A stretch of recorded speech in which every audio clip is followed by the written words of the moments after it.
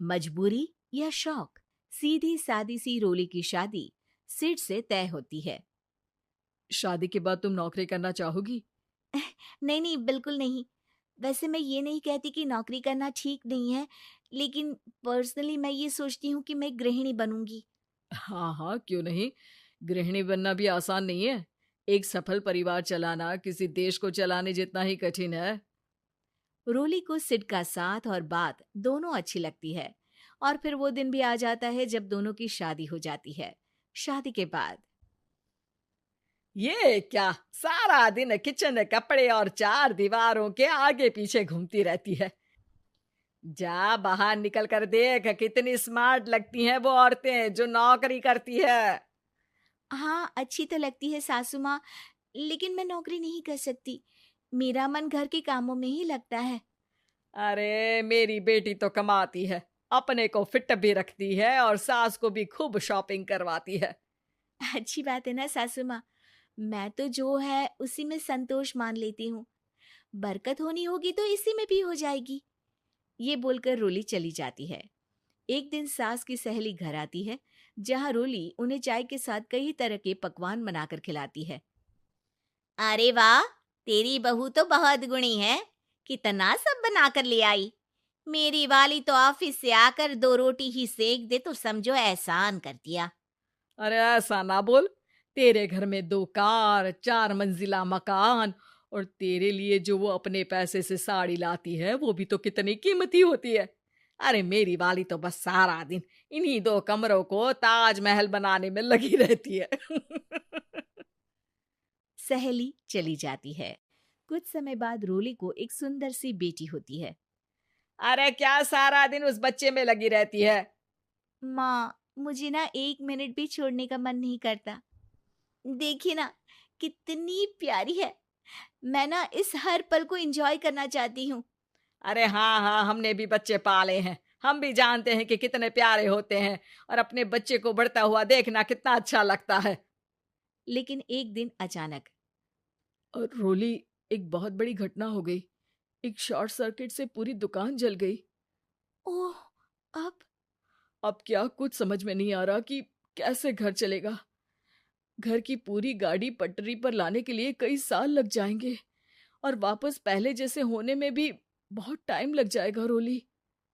रोली कुछ सोचती है, फिर अपने 3 महीने के बच्चे को देखती है और कहती है, आप कहें तो मैं नौकरी शुरू कर दूं?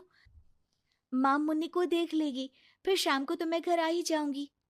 सिड कुछ कहता उससे पहले ही उसकी सास वहां आ जाती है।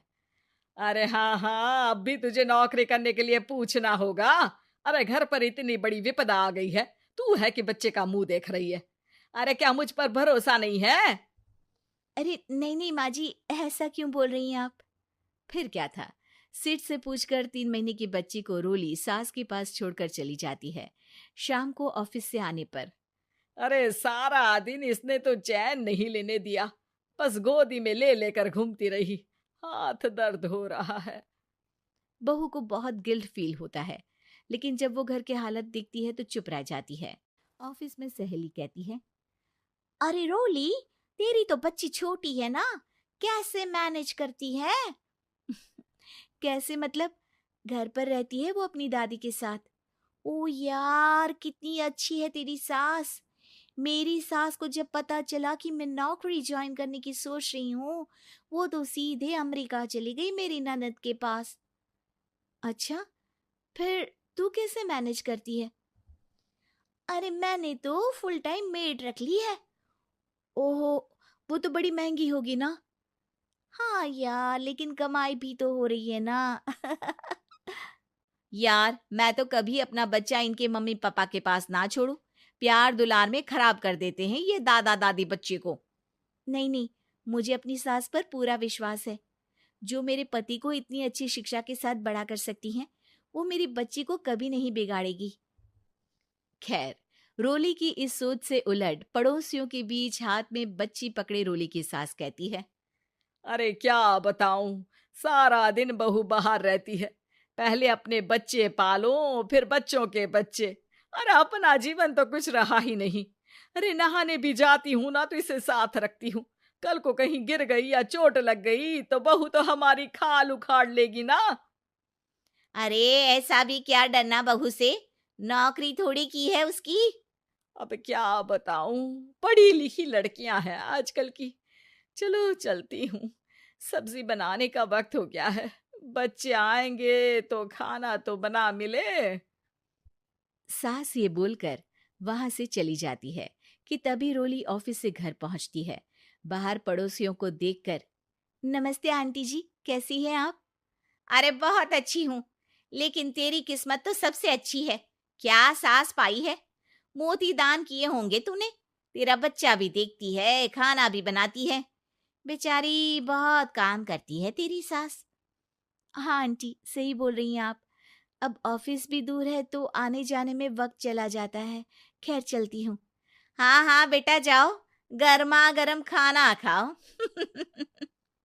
रोली घर आती है, जहां सास एक बार फिर छोटी सी मुन्नी की शरारतें गिनाने में लग जाती है। अरे आज तो इसकी वजह से मुझे 2 बार कपड़े बदलने पड़े।